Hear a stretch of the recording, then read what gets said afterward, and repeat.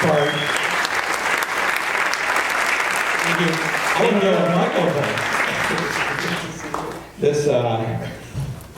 This man helped me when I didn't know how to make a movie. I was making this thing called Roger and Me. And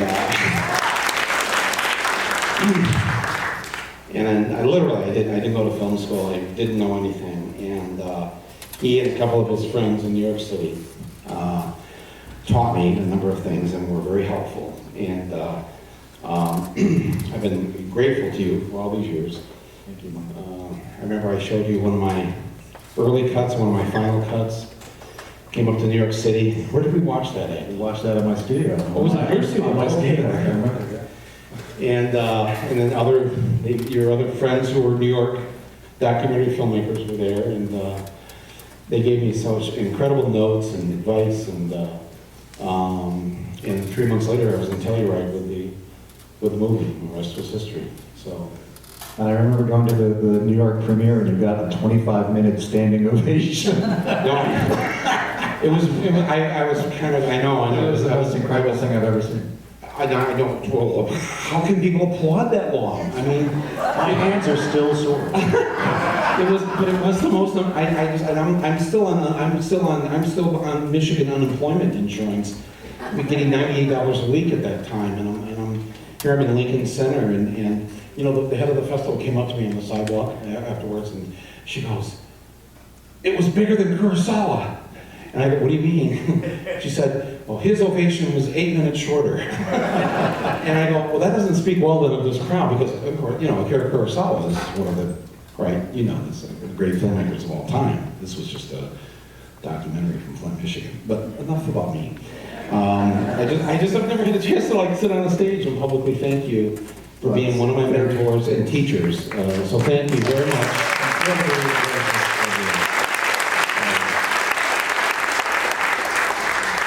And one day I'll make a movie that's like 1% as popular as yours. Yeah. Put some humor in the next one. How do you laugh about this? I don't know. It's like the Look at The Simpsons. Well, that's true. That's true. I don't know. Was it mentioned at the beginning that Robert made what documentary filmmakers consider one of the seminal films of the 1980s, a documentary called Radio Bikini. And it was a documentary about the atom bomb tests in the Bikini Islands. Is it right after World War II, right? Or was it Right, yeah. 1946. And what it did to the islanders and the islands and everything. But what a kind of risky, brave idea to essentially say there are people on the left who are questioning what has been one of the tenets of the left, which is anti-nuclear power. For good reasons, waste, meltdowns, etc. But we are past the needle, is way deep into the red zone on carbon emissions. That's exactly right. And we need to rethink, the best definition of insanity is doing the same thing over and over again and expecting a different result. And I think we environmentalists have kind of been doing that. And we've because of what I find there's a real generational split. And that when I've shown this film to young people, and I say, young people, I'd say anybody under the age of 40 who didn't grow up in the Cold War, the existential crisis for them that they're facing is climate change. And, the Soviet Union, the threat of a nuclear war from the Soviet Union, which is part of, I think, the core thing that made us all anti-nuclear, thinking we got rid of nuclear power plants, we could get rid of nuclear weapons. That's kind of ancient history. So, that rethinking this core environmental belief has actually been very easy for me to show, because I think there's a kind of, for most liberal Democrats, being anti-nuclear is like a default position, is like part of the program. But it's very broad, but it's very thin.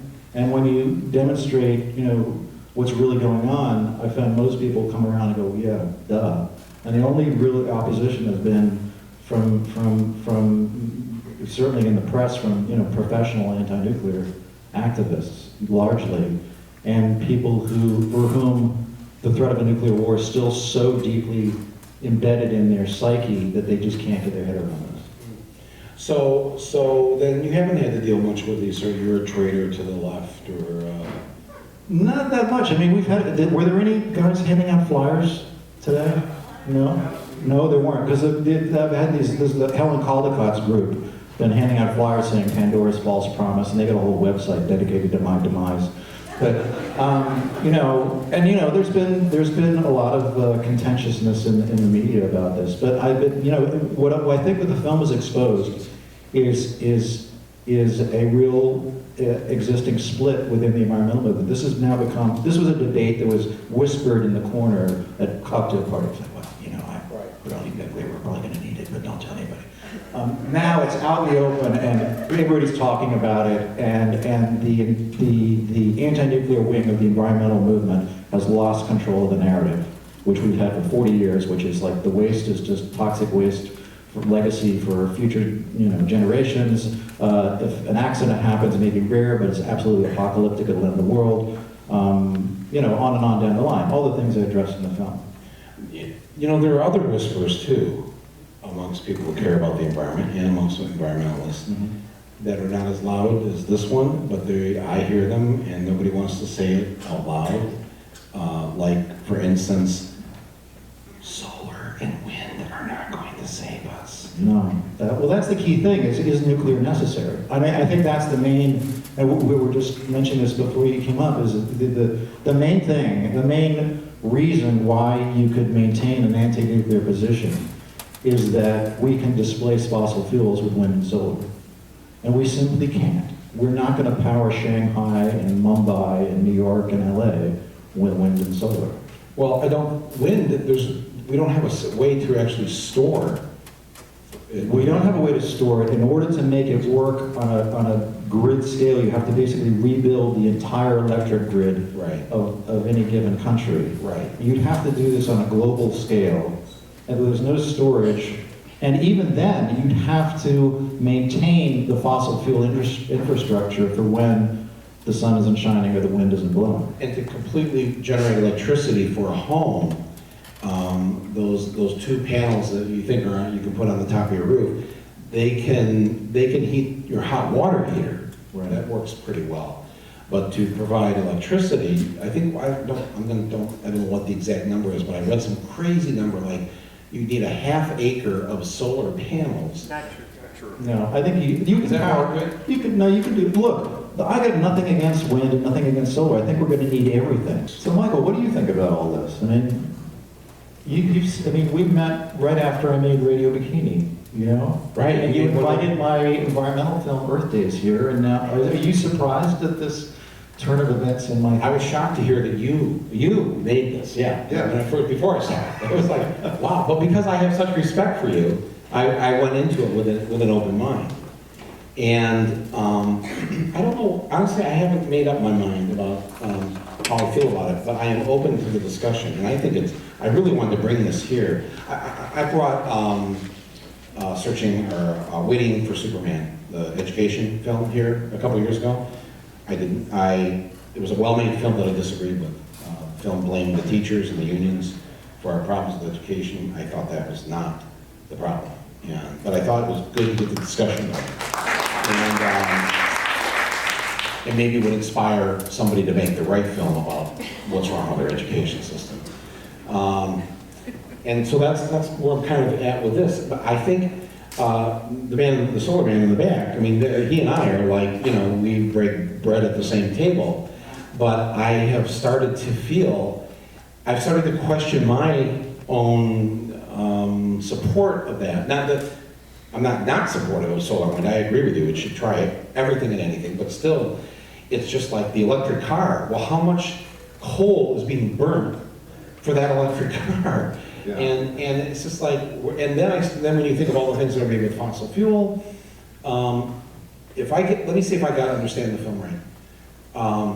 We've got a very serious problem with carbon emissions and what's happening to our climate. We may be too late. Maybe, I don't know. I'm optimistic, so let's say not. I'm optimistic too. Okay, so let's say not. Short term, we go to this, or go more to this, buys us some time to figure out how to make the switch from fossil fuels to whatever it is that our great minds are going to come up with. Probably fusion, eventually. Whatever. Yeah. I wasn't good in science.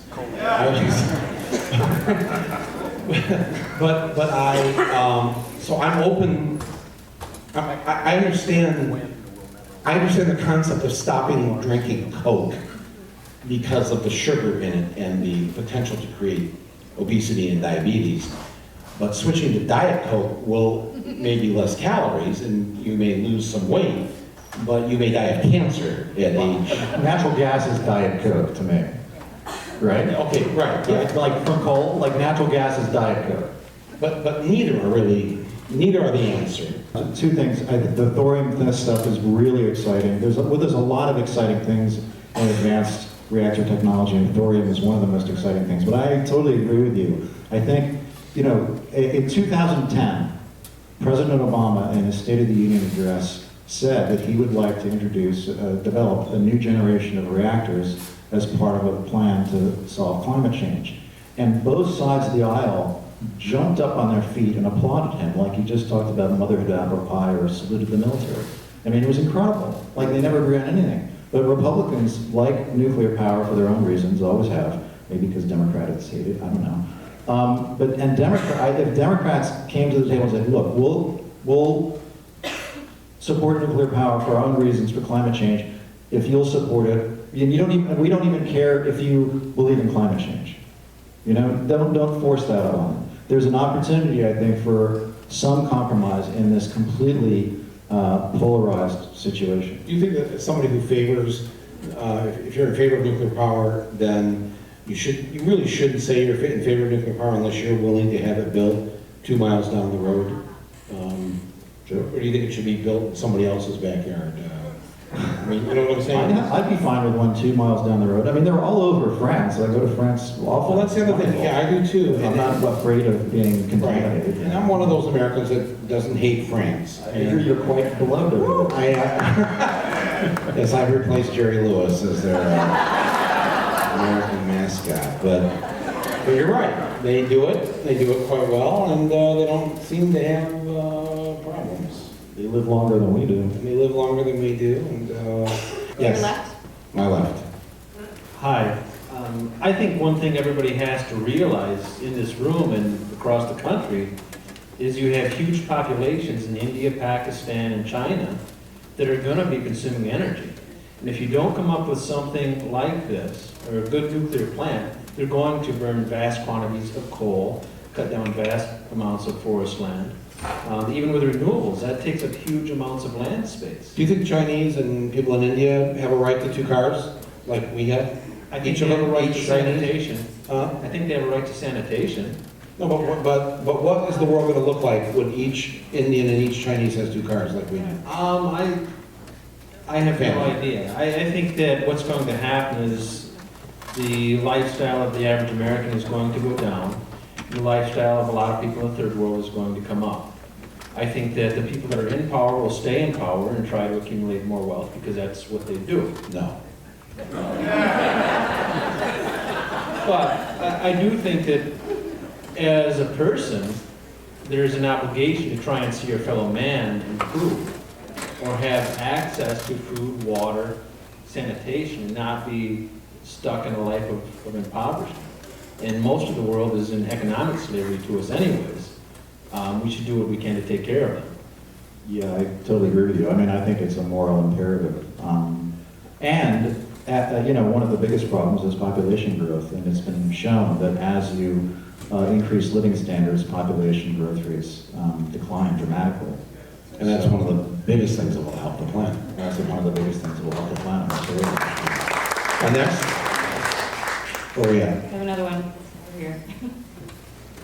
Hello, Robert. Thank you very much for the very informative film.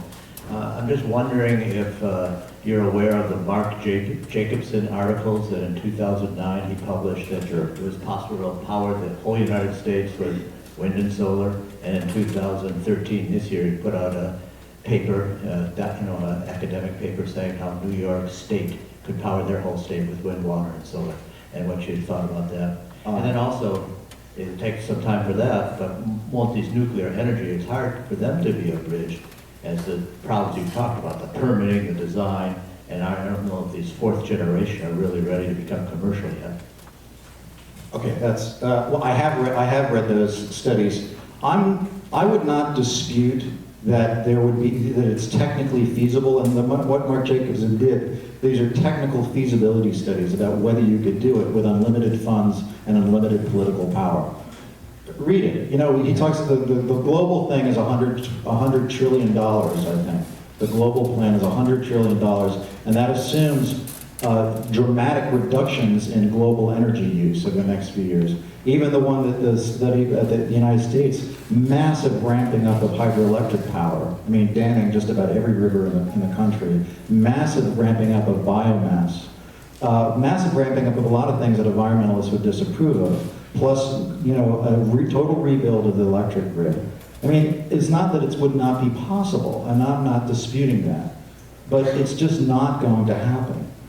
And that's, if we rely on that, then, which is a lot of environmentalists read that and they go, well, okay, we're on the right path. We're simply going to go further into oblivion. And this proposal will have to be carried out all over the world. The United States is almost irrelevant to this. We could disappear off the face of the world. What's happening in China and India and the developing world, where CO2 emissions are going through the roof and energy use is going through the roof. I know, Michael, I'm not being funny. I'm sorry. But it's serious shit.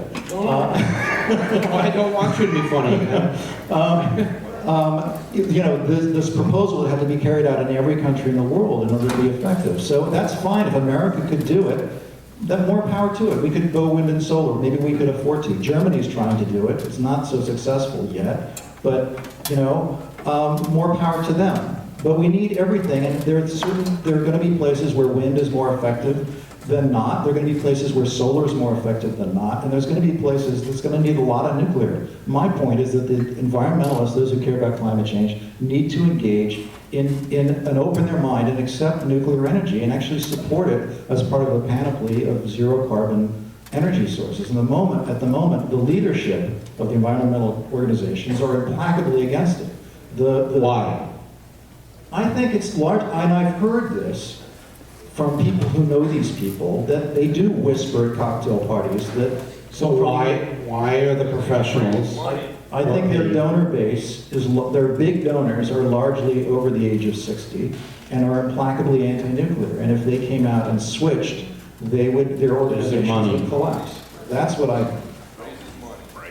It's money. How many people in this room support the general premise of this movie? That's extraordinary. Just about everybody here. And who's opposed to it? 2. So I'm really surprised. You know? Yeah, no, I mean, even at Sundance. And you know Sundance, my God, right? No, I thought you'd be crucified. No, I got 2. I went into the world premiere at Sundance, and I asked for a show of hands before the film. You probably asked to use the bathroom first. That's my guess. I could walk off of that stage. Well, I was more worried after they saw the movie than before. But I came on stage before and said, "How many of you are in favor of nuclear or have a favorable attitude towards nuclear power?" I thought there would be no way. Actually, it was like 20%. And I was like, "Wow, that's shocking." When I walked out of there, it was like 85%, and that's been consistent wherever I've taken it. Wow. Who's going to insure it? 2 more questions. Who have the 2 best questions? Yes. Michael seems to have been kind of hinting at it. I think the scariest shot, I think, to me is when you go around the Earth and the energy continues to increase with the power and the lights. And the thought that even if we did put in place nuclear energy, there's still everything else that's going on with the environment. I mean, I'm just curious what your thoughts are on that. Like, as you were making this movie and looking at the potential to actually create enough energy to maybe provide energy for, I don't know, say 14 trillion people, like does that seem real? I mean, like, what's your thoughts? No, that's a great question, because the other assumption that we environmentalists have had going back to when I was in college was that we were going to run out of fuel. We were going to run out of fossil fuels. I mean, that's where the whole idea about energy efficiency and wind and solar originally came from. And as this gentleman over here, who I think left, was saying, you know, the rest of the world it's not about, are we going to let them develop? They are developing, and they are burning fossil fuels, and we keep instead of putting our technological prowess into building advanced nuclear power plants, we're putting it into finding more and more fossil fuels. And we keep finding more of it, and the price keeps going down. Gas is like cheaper than air. And that's the problem. There's plenty of fossil fuels to power that globe that's all illuminated. But if we do that, if we do it that way, we're completely toast. And it'll happen in our lifetime. It's that serious. Well, I am really happy to have shown this, and I mostly liked my own assumptions being challenged. And I think, you know, people who consider themselves liberal, if you look it up in the dictionary, one of the definitions of it is that you are open. You keep an open mind to things, and I think it's important what you've done here, because I think we have to have this discussion. I think we are in really bad shape. I am concerned about some of the statements that are made by some of the professional environmental groups and environmentalists that I don't know what to trust sometimes, because I know that there's now self-interest involved. You know, my good friend down back there who said that there's 4.1 hours average of sun for the solar is, but that's if you average the whole year. We all know that there isn't 4 hours of sun here in Michigan every day, and so on those days there's no sun. How am I warming up my pizza? And That's the question. yeah, and it doesn't store like that. So I think we all need to have an open mind, and we need to start questioning these things, and we need to have, damn it, we need to have this discussion. And it shouldn't be it shouldn't be about ideological. I think we all need to probably tone down our ideology about this particular thing. And I'm going to say, I don't mean Democrat or Republican, I mean that, you know, you and I are religious fanatics, or have been, about anti-nuclear. Nuclear is bad, fear of nuclear war, everything you said. And we are the ones who should lead the discussion, because we come from that position. We don't take this lightly, but we want to have that discussion because we know that something is horribly wrong, and in our lifetime, I feel so bad for our kids and our grandkids. You and I may just kind of scoot out in time, but they will hate us a generation or two from now. And I like being liked, not hated. Thank you, Mr. Robert Stone, for making this movie. Thank you for coming to Traverse City. And thank you for what you meant to me. Thank you, everybody. Let's keep the discussion going.